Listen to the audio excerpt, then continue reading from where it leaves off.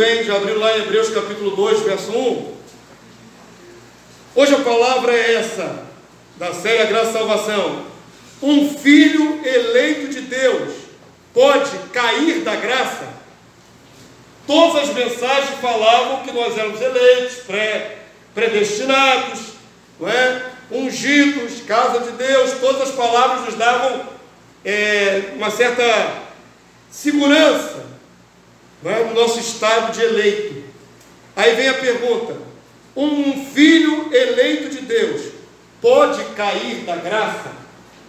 A graça de Deus pode ser resistida na vida daquele que é eleito de Deus? Então é uma pergunta importante, pertinente. Amém?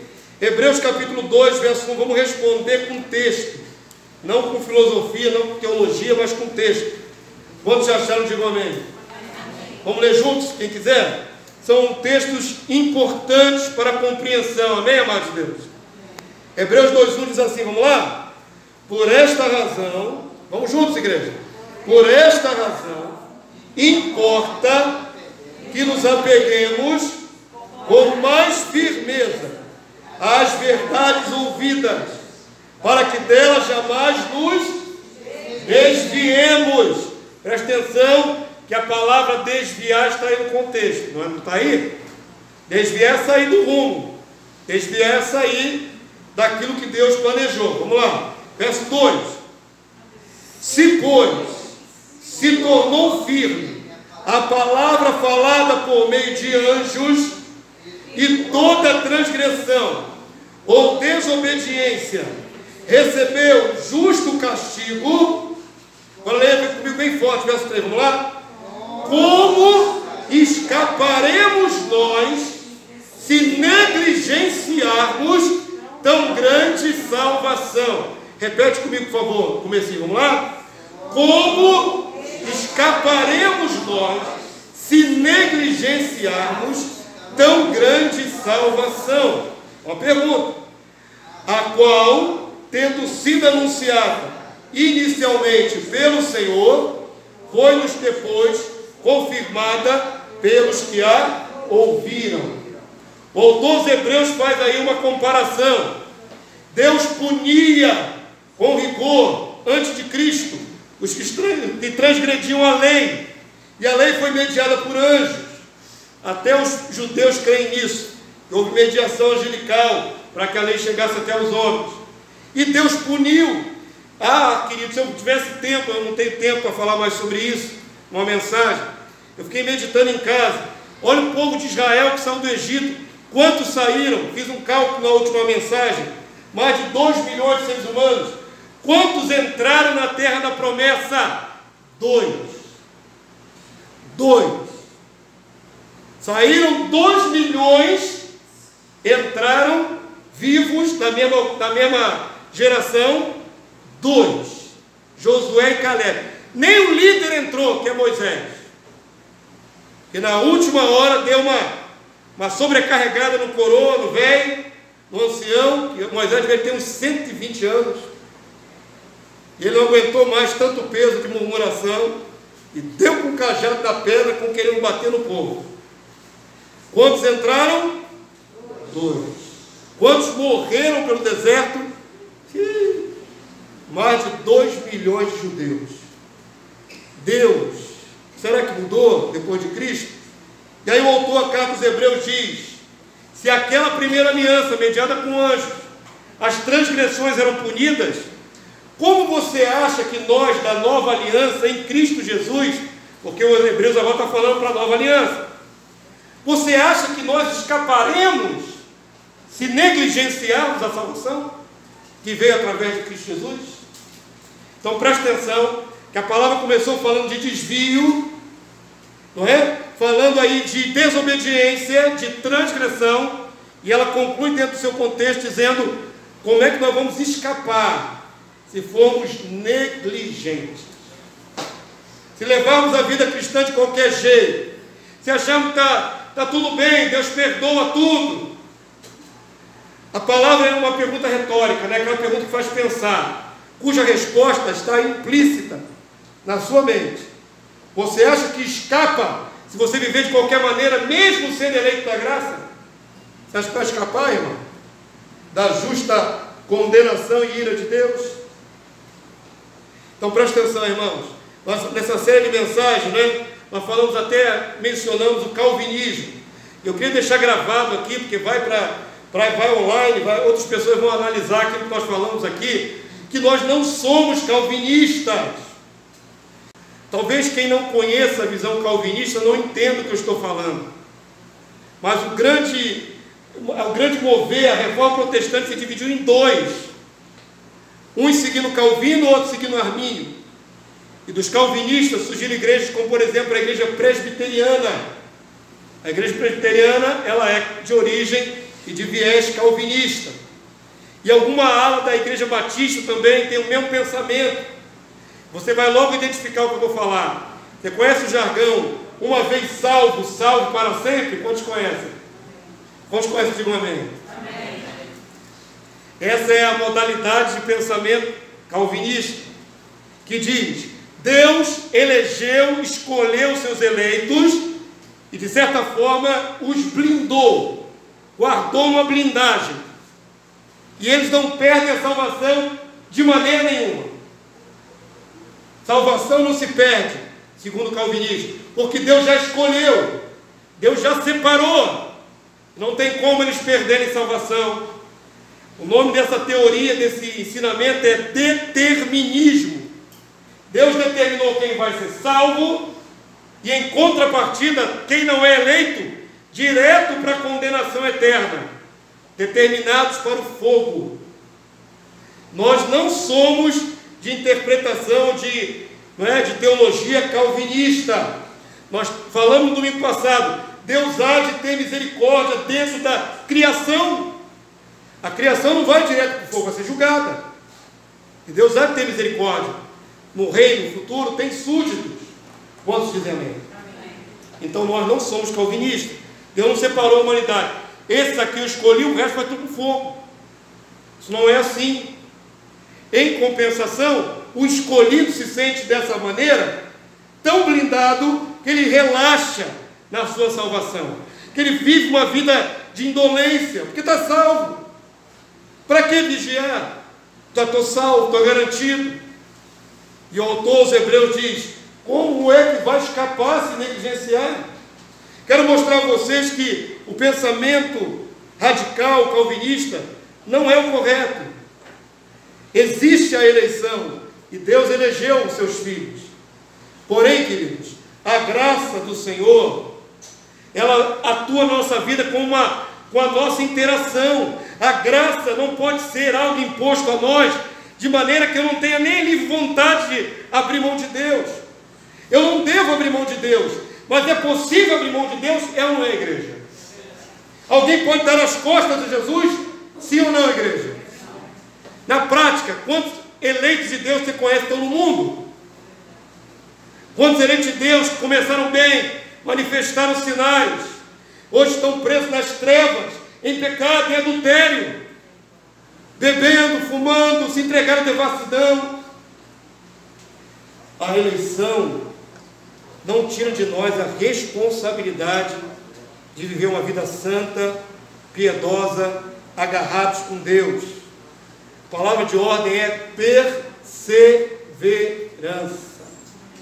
A palavra contrária aí é negligência, é deixar para lá a vida, né?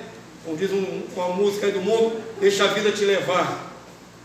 Vai levar para longe de Deus, porque a carne leva para longe de Deus. Amém? Abra, por favor, lá em Hebreus capítulo 6, verso 4. O texto que vamos ver agora, irmãos, por incrível que pareça, os calvinistas interpretam ao contrário. Olha para o texto. Existe uma palavra no livro de Hebreus, né, no mesmo livro que nós estávamos antes, em que fala de uma impossibilidade. E vai mostrar que é impossível, em certos casos extremos, restaurar um eleito que tenha caído da fé. Hebreus 6,4. Eu queria que você lesse comigo. A palavra é muito clara, mas os calvinistas interpretam ao contrário. Vamos ler todos juntos? É impossível, pois, que aqueles que uma vez foram iluminados, diga assim, iluminados pela palavra. Amém? É a palavra entrando na mente, que é a iluminação. Iluminados, pois, os olhos do vosso coração para saberdes. Essa iluminação é na mente, no coração. Então, esses que o autor aos Hebreus vai citar, foram iluminados. A palavra despenetrou o coração, amém? É impossível, pois, que aqueles que uma vez foram iluminados, que mais, irmãos? E provaram o dom celestial. Alguns interpretam aí que o dom é a palavra, mas eu creio que o dom aí é a própria graça, é o Espírito. É um dom de Deus. A fé é dom de Deus, o Espírito que foi dado a você é dom de Deus. São dádivas que Deus nos deu. Provaram um dom celestial, o que mais? E se tornaram, vou ler bem forte, participantes do Espírito Santo. Está falando aí no contexto de um não eleito? É alguém que não recebeu o Espírito, irmãos? É alguém que se tornou participante do Espírito Santo. Recebeu a porção dele, da unção. Amém? Todo mundo chegou até aí? Se tornou participante do Espírito Santo, verso 5. Vamos juntos? E provaram a boa palavra de Deus e os poderes do mundo vindouro. Andou no sobrenatural tal irmão, ou tais irmãos. Experimentou o dom, foi iluminado, manifestou sinais sobrenaturais. Poderes do mundo vindouro está ligado à manifestação do poder da plenitude, que nós vamos manifestar quando estivermos no reino, mas que já experimentamos em primícias, os dons espirituais. Amém, poção? Essa pessoa, ou estas pessoas que estão sendo citadas aí, de maneira genérica, né? São pessoas eleitas ou não eleitas? Eleitas. E aí o texto conclui, verso 6, vamos lá, igreja. E caíram. Sim, é impossível outra vez renová-los para arrependimento, visto que de novo estão crucificando para si mesmos o Filho de Deus e o expondo à ignomínia. Presta atenção no que foi dito aí. Essas pessoas que creram em Jesus e depois saíram da fé, elas, para receberem Cristo de novo uma segunda vez, seria praticamente impossível, o que o texto diz. Teria que Jesus morrer de novo na cruz por eles. E em contrapartida estão envergonhando o Evangelho que um dia disseram que creram. Quantos entenderam? Expondo Jesus de novo à ignomínia, dizendo que aquilo que ele fez na cruz não tem efeito. Irmão, aqui a palavra para mim é claríssima, falando a respeito de gente eleita que abriu mão da fé. Aí eu vou entrar aqui com aspas aqui, um parênteses. Ah, pastor, já vi muita gente se desviar e depois voltar. Presta atenção no que eu vou dizer a você, eu não posso aprofundar muito nessa noite, mas a palavra de Deus diz, não extingais o Espírito. Existem pessoas que saem da presença de Deus por um período, mas lá dentro dela, latente, ainda tem a chama acesa da vida, mesmo que seja um pavio que fumega. Sabe o pavio que fumega? Sabe o pavio da velhinha de bolo de criança aí? Que ela apaga, quase apaga, você sopra de novo, ela acende? A palavra de Deus diz que Jesus não apagará o pavio que fumega. Não tem chance de pegar fogo de novo, vai ser reaceso. Então existe um estágio de desvio que é possível ser restaurado. Mas no caso aqui do Hebreus 6, está falando de um estágio mais profundo, num estágio que não há mais recuperação. Amém, poção?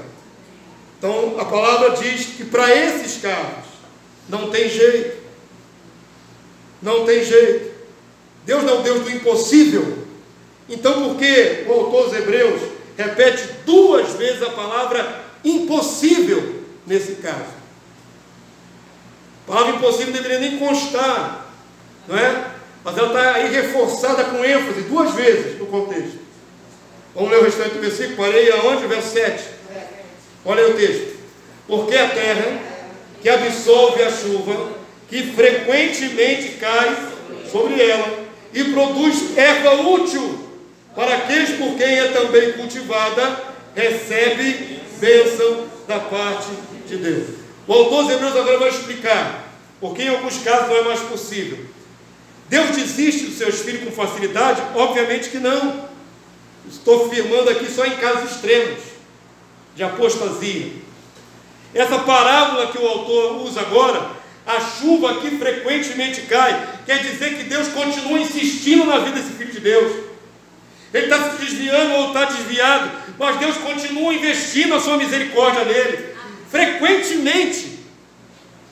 Mas agora, depois de uma certa quantidade de investidas de Deus, Deus vai ver se vai dar um retorno, fruto, na vida desse cidadão, desse irmão, dessa irmã. Se não produzir coisa boa, você vai ver qual é o fim.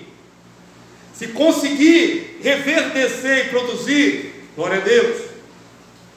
Mas se continuar produzindo pecado, mesmo Deus tendo feito chover a sua misericórdia continuamente sobre essa pessoa, existe um limite. Deus é justo. Amém? Deus é justo. E é isso que torna a nossa compreensão da graça mais, eu acho, mais bíblica, mais completa. Porque nós não falamos que estamos salvos, irremediavelmente salvos, blindados. Pelo contrário, a palavra tem que manter você debaixo de temor. Porque muitos já se desviaram da fé. Vamos ver o verso 7. No verso 7 diz, né, que a terra absorve a chuva frequentemente. Deus vai investindo e investindo de novo, tentando manter esse filho vivo da graça. Mas aí vem o resultado, verso 8. Leia a igreja. Mas se produz o quê? Espinhos e abrolhos. É um outro espinheiro, abrolho. Qual é o fim desse cidadão? Essa parábola é sobre alguém. É rejeitada. Perto está da maldição. Olha o processo. Deus investindo, continua produzindo pecado na presença de Deus, vai se aproximando de um acúmulo de maldição na vida dessa pessoa, porque ao invés de bênção, vai colher maldição. De Deus não se zomba. O que o homem plantar, isso colherá. É uma regra geral, irmãos. Compreendem?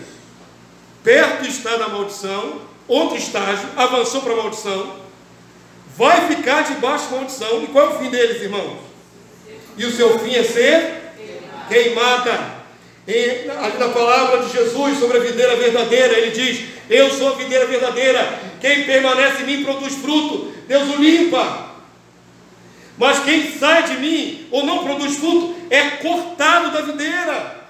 A parábola é clara, estava em Jesus, mas foi cortado. Eu acho impressionante que os teólogos que defendem tanto o calvinismo quanto outras vertentes semelhantes parecem ignorar palavras claras, objetivas, sobre corte, sobre rejeição, sobre reprovação de Deus, para filhos de Deus que estavam em Cristo. As palavras são claras. Eu sei que você está pensando em alguém que você conhece, mas às vezes tem que pensar em nós mesmos, irmãos. Eu quero que você comece a pensar em você mesmo, porque quem está de pé, vigie, olhe para que não caia, porque nossos irmãos também um dia estiveram de pé. A palavra é para você entender que a graça não nos blinda. Recebemos tantos benefícios espirituais maravilhosos, mas uma decisão nossa, meu Deus não vai perverter a minha decisão. Se eu me decidir em me afastar de Deus, Deus não vai enviar um anjo na minha casa, todo iluminado, e dizer: volta. Existem decisões nossas radicais que podem nos apartar da graça de Deus. Amém, irmãos? E essa é uma advertência muito séria. Eu não vou ler para ganhar tempo, porque nosso tempo está corrido, e hoje até a gravação está meio corrida. Mas quem quiser anotar, a segunda carta de Pedro, capítulo 2, verso 20, eu vou parafrasear aqui rapidamente, tá bom? Você em casa, você dá uma lida nesse texto. Segunda de Pedro 2, 20. Fala daqueles que tinham escapado das contaminações do mundo, mediante conhecimento do Senhor e Salvador Jesus Cristo. E esses que conheceram Jesus, se apartaram dele. A palavra vai dizer que o último estado deles é pior do que o primeiro. É melhor a pessoa não alcançada do que alguém que foi alcançado e se afastou de Cristo. A pessoa que nunca teve conhecimento de Deus ainda vai ser julgado por Deus. Mas aquele que teve conhecimento e se apartou, está num pior estado, irmão, do que o que não conhece a Deus. Porque está jogando Deus fora, né? Jogando a salvação fora, negligenciando. E essa palavra termina assim: é verdadeiro o adágio, por certo o adágio verdadeiro. O cão voltou ao seu próprio vômito, e a porca lavada voltou a revolver-se no lamaçal. O texto chega a dizer: melhor lhes fora nunca ter conhecido o caminho da justiça, da verdade, antes não tivessem conhecido a Cristo, do que depois de conhecê-lo voltarem para trás. É muito mais grave. Amém, amados de Deus? E aí, quem estava lavado, ou seja, lavado, limpo, remido, volta para o lamaçal. Eu tenho para mim, e eu me persevero por causa da minha própria alma, porque quem salva a mim mesmo é o meu temor de Deus. Amém, confissão? O que te salva é o teu temor. Por isso a palavra de Deus diz que temor é o princípio da sabedoria. Sem temor não há salvação. Você pode ter uma fé inabalável, que move um monte, que faz milagres. Mas tem gente que faz milagre e perde temor. Começa a andar em impiedade. Então o que mantém a minha vida no prumo, no caminho da justiça, é temor. Temos que temer, perder a condição que nós fomos agraciados. Temer. Amém? Abre por favor lá, você estava em Hebreus capítulo 6. Hebreus 10, verso 29. Eu vou mostrar mais uma palavra de Hebreus fortíssima. Hebreus capítulo 10, verso 29.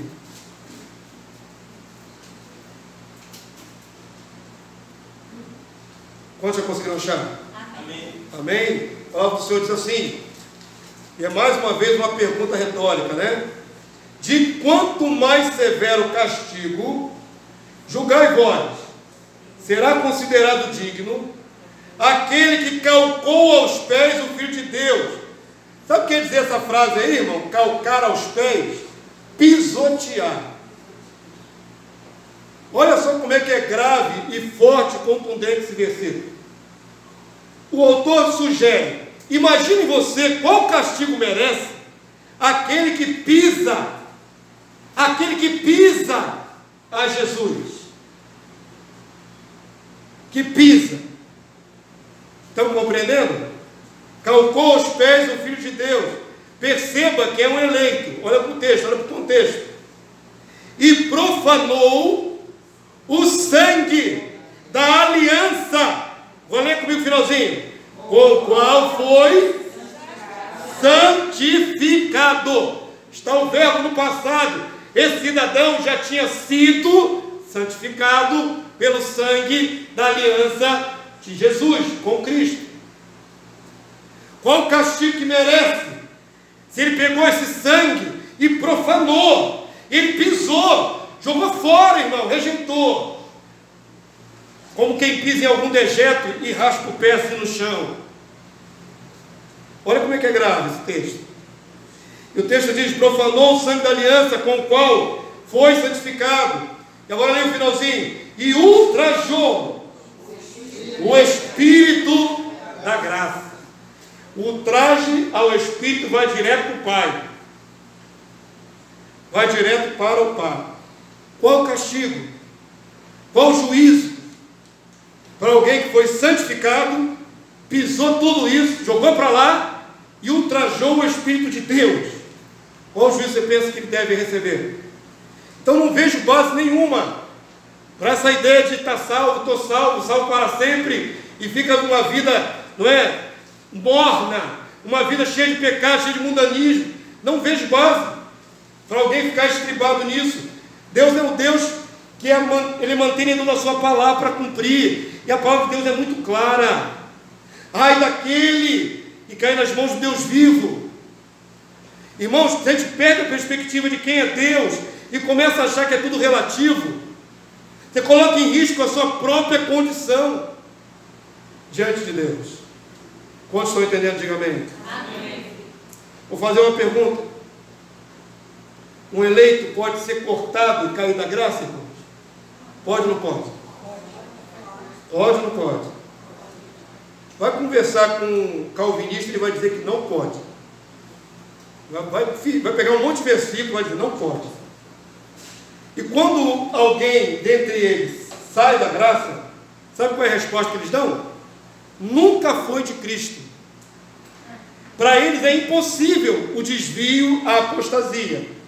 Então, quando alguém deles sai da igreja, não era, nunca foi. Pode ter sido criado a vida toda na igreja, pode ter manifestado dons e sinais, pode dizer, não, ele saiu porque nunca foi. Porque na concepção desses irmãos e de Calvino, Deus jamais falharia com seu eleito. Mas quem disse que Deus falhou? Quem falhou foi o eleito. E é isso que é a graça, né? De Deus nos fazer assim, ter livre vontade. Nós não somos robóticos. Por isso a palavra é tão enfática, dizer persevera. Aquele que perseverar até o fim, tem que perseverar. Se fosse algo que Deus fizesse independente da nossa vontade, não precisava perseverar. Nós seríamos arrastados, conduzidos, empurrados por Deus para a salvação. Então preste atenção, irmãos. É possível um servo de Deus, um filho eleito de Deus cair da graça? Vamos ver se é possível. Romanos capítulo 11, verso 20. Romanos 11, 20. Glória a Deus. Quantos já conseguiram achar? Romanos 11, 20 até o verso 22. O apóstolo Paulo, o homem que fala sobre predestinação, sobre eleição, o homem que versa com propriedade, que era o mais culto dos apóstolos, o homem que fala sobre Israel, que na sua época foi rejeitado pela sua incredulidade. E Paulo chega a dizer que daria a própria vida, se ele se tornaria anátema, maldito, se pudesse salvar os da sua raça, o povo de Israel, os judeus. Paulo que vê os gentios entrando na igreja e os judeus ficando barrados. Paulo que vê esse juízo, ele consegue falar com maneira muito própria sobre esse assunto, irmão. Nessa comparação está escrito o seguinte, vamos lá, Romanos 11, 20. Venha comigo quem puder, vamos lá? Bem, pela sua incredulidade foram quebrados. Diga assim, o Israel natural foi quebrado, foi tirado da videira. Amém? E aí ele vai falar para a igreja dos romanos, que era gentia. Paulo está aqui lidando com a realidade dos judeus, do Israel natural, e está lidando com a igreja gentia, do qual ele era apóstolo. E agora vai falar para a igreja gentia, vamos lá? Tu, porém, mediante a fé, estás firme. Glória a Deus, a igreja que está em Cristo está firme. Agora Paulo diz, vamos lá? Não te ensoberbeças, mas teme. Igreja da graça, igreja que está debaixo da graça, tema. O temor é a chave. Amém? Teme. Se fosse blindado, não precisa temer nada. Não precisa temer nada, mas tem que temer. Teme. E aí segue o texto, vamos lá? Porque se Deus não poupou os ramos naturais, diga assim, Israel da carne. Tem o Israel espiritual, os eleitos, né? Israel da carne. Deus não poupou os ramos naturais. Agora vamos lá para a igreja gentia. Também, que igreja? Não te poupará. Está falando de quê? De poupar de perigo, poupar de receber juízo, poupar de quê? Está falando aqui de eleição. Amém, povo santo? O contexto todo da carta de Paulo nesse texto aí é sobre eleição. Não está falando de poupar da Covid ou de uma doença, está falando de eleição. Também não te poupará, igreja gentia dos romanos. Amém? O Deus é o mesmo, o juiz é o mesmo. Amém? A justiça dele é a mesma. E o texto está dizendo, verso 22, vamos lá, irmãos? Considerai, pois, a bondade e a severidade de Deus. Para com os que caíram, severidade, juízo, mas para contigo, bondade. Quem está em pé, glória a Deus. Quantos dizem amém? Está debaixo da graça, glória a Deus. A graça e a bondade de Deus continuam te sustentando. Mas os que caíram, severidade, juízo. Compreendem? Quantos estão compreendendo? Diga amém. Eu terceiro dizendo, para com os que caíram, severidade, mas para contigo, bondade de Deus. Agora vem o se. Se é condição, irmão. Tem condicional aí. Se nela permaneceres. Igreja, se perseverar, está dentro. Se permanecer, está debaixo da graça. Amém? Se nela permaneceres. Doutra sorte, ao contrário de não permanecer, qual é o destino? Doutra sorte, também tu, igreja gentia dos romanos, e por tabela toda a igreja gentia, tu será, diga forte aí, irmão, cortado. Não tenha receio de falar a verdade, por mais que seja dura. Amém? Porque é a verdade. Eu prefiro uma verdade que me choque do que uma mentira que amenize as coisas e me leve para o erro. Paulo é claro, está falando de eleição, de estar eleito ou não eleito, de continuar na graça ou fora dela. O contexto é claro. Se permanecer em santidade, em perseverança, em temor, está dentro. Se negligenciar, está fora. E para os que caíram, é severidade de Deus, juízo. Para os que permanecem, toda a graça, toda a sorte de graça. Porque aquele que tem será acrescentado, mas aquele que não tem, até o pouco que tem, ele será tirado. O negócio é sério, irmãos. Então é importante de fechar essa série da graça dizendo da possibilidade real da negligência de um eleito acabar tirando ele da presença do Senhor. Por favor, lá, mais uma vez, por favor, em Gálatas 5:4 agora. Gálatas 5:4. A palavra do Senhor diz assim, o próprio apóstolo Paulo: de Cristo vos desligastes, vós que procurais justificar-vos na lei. Da graça, o que está escrito aí na sua Bíblia? Decaístes. É possível decair da graça? É possível. Hebreus 12, verso 15. Vamos lá, irmãos. Seja bem destro para a gente correr aí no finalzinho. Hebreus 12, 15.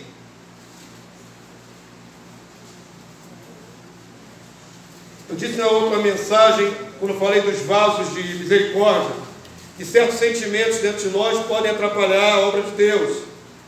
Como, por exemplo, falta de perdão, ressentimento, raiz de amargura. Mas a raiz de amargura faz mais do que apenas impedir você de ser usado por Deus. A raiz de amargura pode te tirar da graça. Quer ver isso aí? Hebreus 12, 15. Guarda bem o teu coração, porque uma raiz de amargura pode tirar você da presença de Deus. Fortíssimo. Hebreus 12, 15. Quantos estão com os olhos no texto também? A palavra de Deus diz assim, que ele voz alta comigo, vamos lá. Atentando diligentemente, porque ninguém seja faltoso. Faltoso é tropeçou no pecado. Faltoso. O que diz aí o texto, meu irmão? Separando-se ou apartando-se da graça de Deus. Você pode se apartar ou se separar da graça de Deus? Pode. Basta você ser faltoso.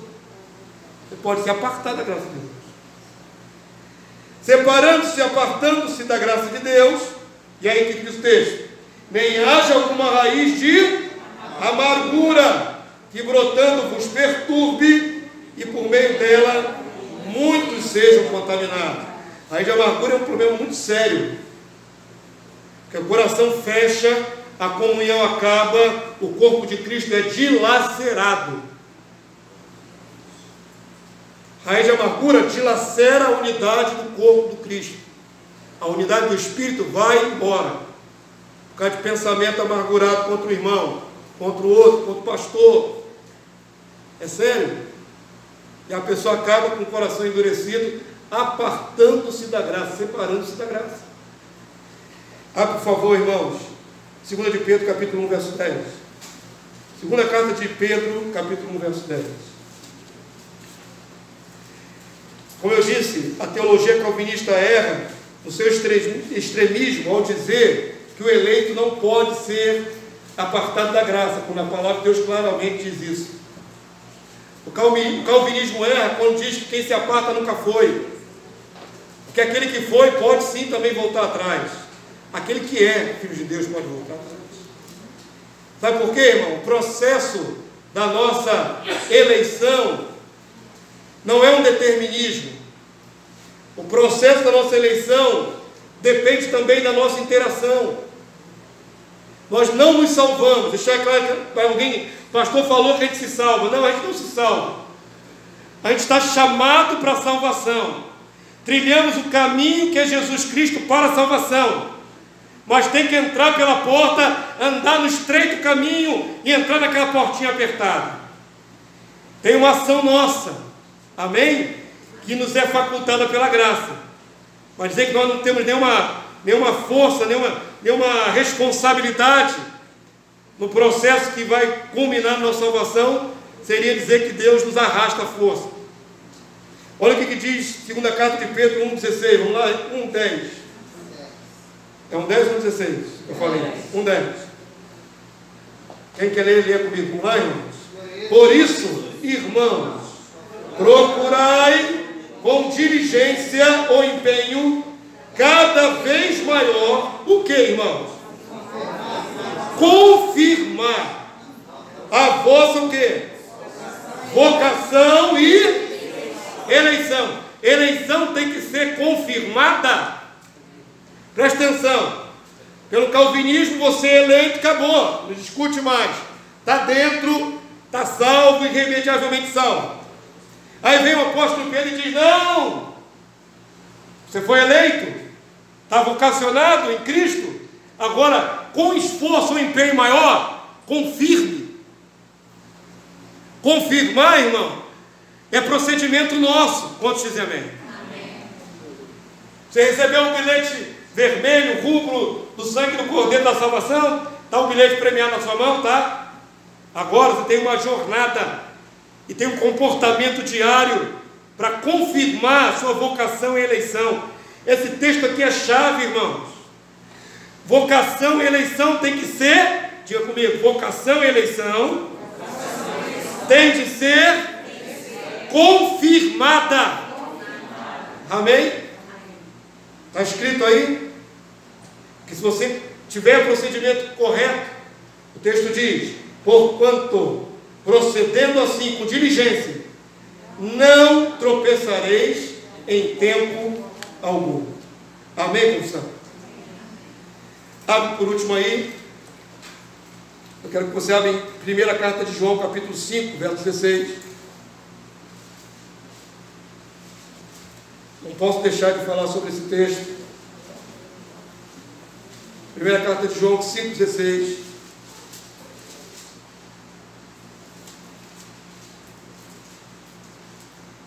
Quantos já conseguiram achar? O que nos tira da presença de Deus é pecado. O pecado sempre é o nosso maior adversário. A gente sempre costuma dizer que não existe pecadinho ou pecadão. Não é isso, irmãos? Todo pecado é um erro contra Deus. É onde nós erramos na nossa natureza. Costumo dizer aqui que nós erramos com Deus, pelo menos de 3 formas. Por pensamento, porque nós pecamos em pensamento. Não pecamos em pensamento? Pensamos o mal de alguém, aninhamos sentimento amargurado. Pecamos por pensamentos, por palavra. Palavra é uma obra. Você pode matar alguém com a sua palavra. Você pode abominar uma pessoa e falar tão mal para ela, e ela está tão arrasada, que ela tira a própria vida, se ela não tiver em condições. Palavras ferem, palavras matam. Então pecamos por pensamento, por palavra e por ações, não é? Atitudes. Numa dessas 3 modalidades sempre erramos. Ou em uma, ou em outra, ou de vez em quando em uma, ou em outra. No mínimo nos pensamentos nós erramos. Por isso, no começo desse culto, pedimos que o Senhor limpasse a nossa mente pelo sangue do Cordeiro. Amém? Porque somos sempre passivos de erro. Agora, queridos, ainda que não exista pecadinho, pecadão, existe uma modalidade de pecado que não é remissível. Existe um pecado que não tem remissão, não tem perdão. Blasfêmia contra o Espírito Santo não tem perdão para sempre, está escrito. Existe um pecado que Deus não perdoa jamais? Existe. O apóstolo João vai falar sobre isso. 1 João 5,16. Vamos lá? Se alguém vir a seu irmão cometer pecado, não para a morte. Mas todo pecado não é para a morte? É. Mas pecado não para a morte é o pecado que é possível ser remido. Que a pessoa ainda tem a condição de se arrepender e Deus vai continuar investindo a graça nela, nesse eleito. Se alguém vir a seu irmão cometer pecado não para a morte, pedirá a Deus, lhe dará vida. Nós podemos orar uns pelos outros para sermos curados, diz a palavra. Confessai as vossas culpas, vossos pecados, uns aos outros, e orai uns pelos outros para serdes curados. Amém? A confissão traz cura, os pecados remissíveis. Aos que não pecam para a morte. Há pecado para a morte, e por esse não digo que rogue. Qual pecado não adianta a oração de ninguém? Pecado de blasfêmia contra o Espírito Santo não tem perdão eternamente. A igreja primitiva achava que o pecado do adultério era o pecado para a morte. Então eu creio que tem outros pecados gravíssimos contra a justiça de Deus que são considerados pecado para a morte. A blasfêmia contra o Espírito Santo de um eleito quer dizer que ele está apostatando de Cristo. Não é? Está blasfemando contra Deus, a quem ele antes servia, é pecado para a morte. Mas existem outras modalidades de pecados que não tem jeito. Se não houvesse essa diferença, o apóstolo João não faria essa distinção no texto bíblico. Diria, todo pecado é remissível, todo pecado é para a morte. Ele vai seguir dizendo assim, explicando, vamos lá? Toda injustiça é pecado, e há pecado não para a morte, pecado que pode ser perdoado. Sabemos que todo aquele que é nascido de Deus não vive em pecado. Antes, aquele que nasceu de Deus o guarda, e o maligno não lhe toca. Está falando aqui, concluindo, aquele cristão que abriu mão da sua posição para viver em pecado, comete um pecado que fica desprotegido da bênção de Deus, da graça de Deus. Aquele que persevera, mesmo quando erra, confessa o seu erro e é perdoado por Deus, esse continua guardado por Deus, e Satanás não pode acusá-lo nem condená-lo, porque esse continua debaixo da graça de Deus. Quantos entenderam?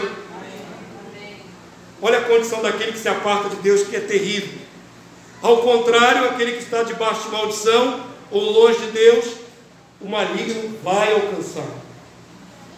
Eu costumo dizer, irmãos, para a gente finalizar, se o diabo pudesse me pegar e me tirar fora da graça, o homem que eu era ímpio, o homem que eu sei que eu era ímpio, o jovem que veio a Cristo, que eu era, e cometeu seus vários erros, se o diabo pudesse me tirar da graça hoje, eu seria 7 vezes pior do que era antes.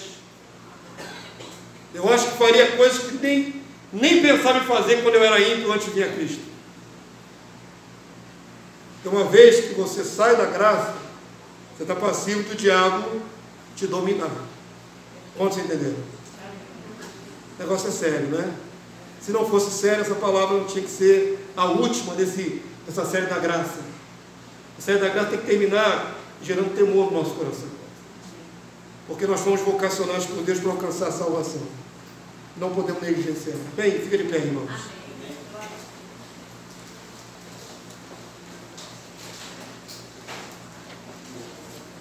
Existe um texto que eu amo muito, que é uma advertência para todos nós cristãos. Está lá em Apocalipse capítulo 3, verso 11. Jesus disse: venho sem demora. Presta atenção. Conserva o que tens, persevera. para que ninguém tome a tua coroa. Feche seus olhos, por favor, por um instante. Eu quero que você imagine, por um instante, você sabe essa palavra, não tem dificuldade de imaginar, que Jesus já voltou, que você vai ver a face do seu Senhor, que nenhum de nós jamais viu, e vai olhar na face dele, e vai ouvir a voz dele, a voz de muitas águas, e vai ver os seus olhos como chama de fogo, e ele vai dizer para você, ou uma frase ou outra: ouvinde, benditos de meu Pai, entrai na posse do reino que vos está preparado desde a fundação do mundo. Ou você vai ouvir a outra frase que é terrível: apartai-vos de mim, malditos, porque vocês têm iniquidade. Ou uma frase ou outra ouviremos dos lábios do nosso rei.